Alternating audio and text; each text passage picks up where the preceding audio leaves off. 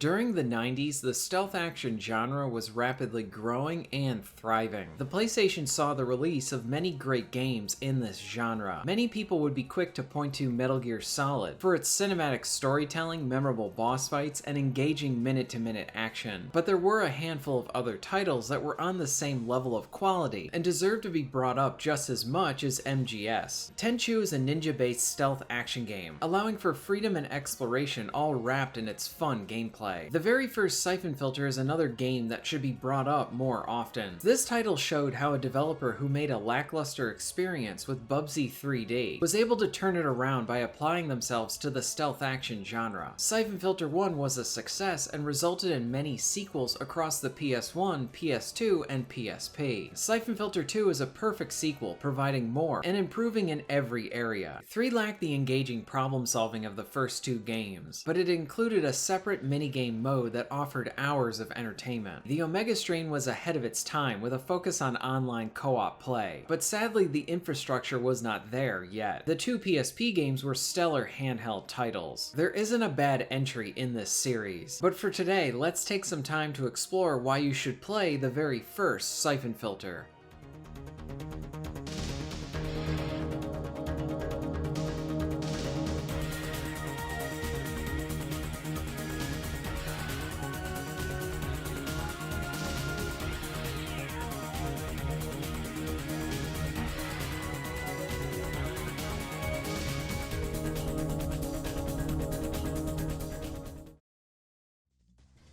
Syphon Filter is a game that knows how to quickly capture the player's attention. Even before hitting the main title screen, you are thrown into the story. You know that Gabe and Leon are chasing terrorists, and this all revolves around a bioweapon of some kind. Before they get any answers, DC is attacked, and the agency sends both Gabe and Leon to help it in stopping the situation. Short, effective cutscenes are used to establish the main threat, present some of our main players, and effectively set the tone of this world. And then we are given our first piece of uninterrupted gameplay. I've got an ID match for Romer on level 1. Dudu is on level 2. No location yet for Kravitch, and I don't see any sign of Aramov. Copy. I'm on my way.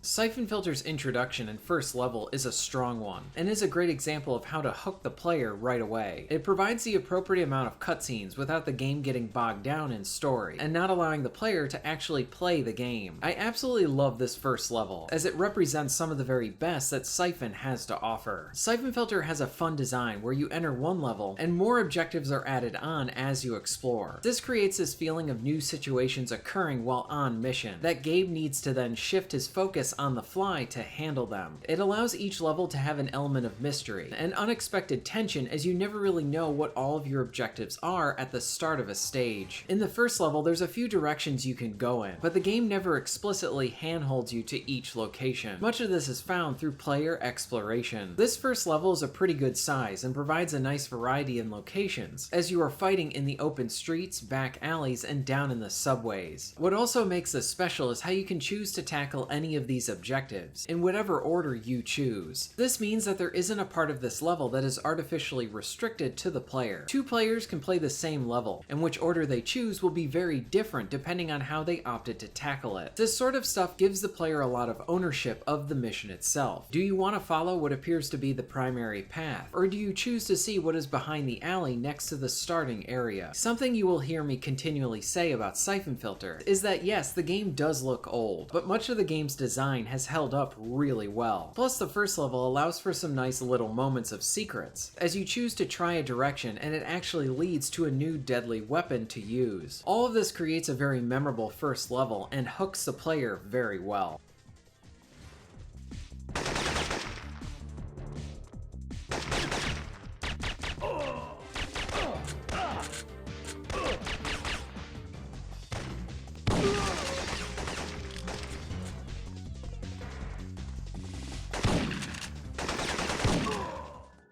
Syphon Filter's gameplay is all based around stealth action. Much of the stealth pertains to avoiding line of sight with your enemies, along with moving slower. The stealth is simple yet very enjoyable. You have a few tools like silent weapons to aid you in slowly taking out your opposition before anyone is alerted to your position. This creates some really fun movie-like moments, like hiding in the shadows as a patrol passes, opting to line up headshots to quickly take down a guard, or using a silent sniper rifle. Much of these situations may seem like commonplace for games now, but back then to experience something like this was really fresh and exciting. The stealth action genre was rapidly growing, and Syphon Filter provided some of the best, and it still remains so to this day. Now there are plenty of situations that call for more open and louder combat. It is here you need to keep an eye on your danger bar. This indicates if an enemy is able to land a hit on you. You can use cover or rolling as a means to decrease the likelihood of being hit. For shooting, you have a few options. The game makes use of a lock-on, and the camera is really the star of the show in these situations, as it provides more cinematic angles for the action, along with allowing you to take out your foes. For example, if you have an enemy behind you and you hit the lock-on, you'll have this sweeping camera motion. On top of this, you can also aim in first person. In many situations, Syphon Filter will push you in the direction of playing more conservatively, as you use cover and lean out in first person to fire from safety. This is extremely useful in stealth situations, as this makes staying hidden and pulling off a headshot a lot easier. The shooting has some nice details that add to the presentation. My favorite of these is how enemies will have bloodstains on the areas that you shoot them in, essentially providing PS1 like bullet holes. This adds to the impact of your shots, along with some weapons providing some nice pushback like the shotgun. And the very best of them is the taser, as you light an enemy on fire.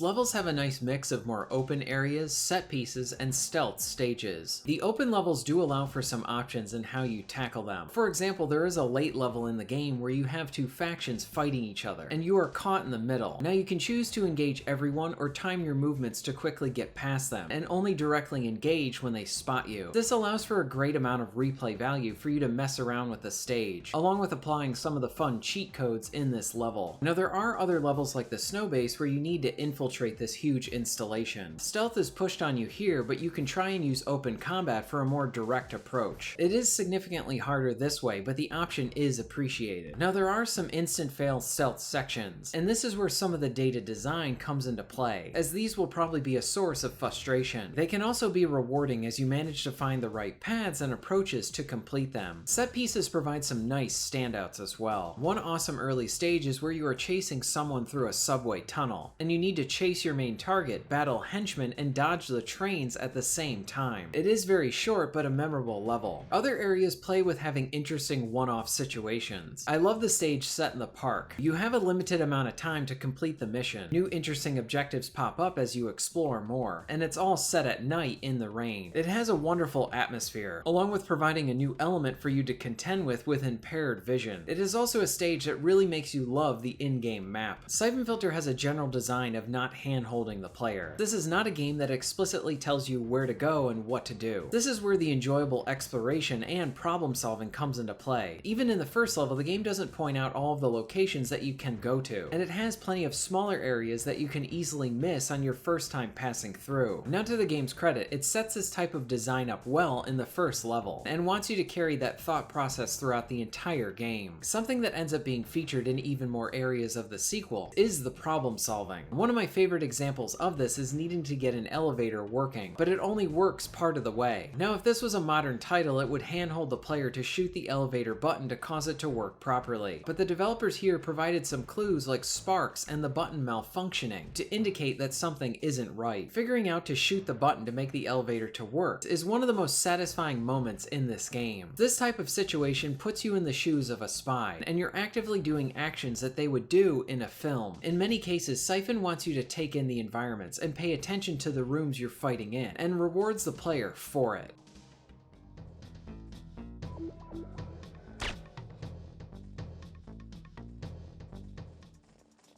Damn it!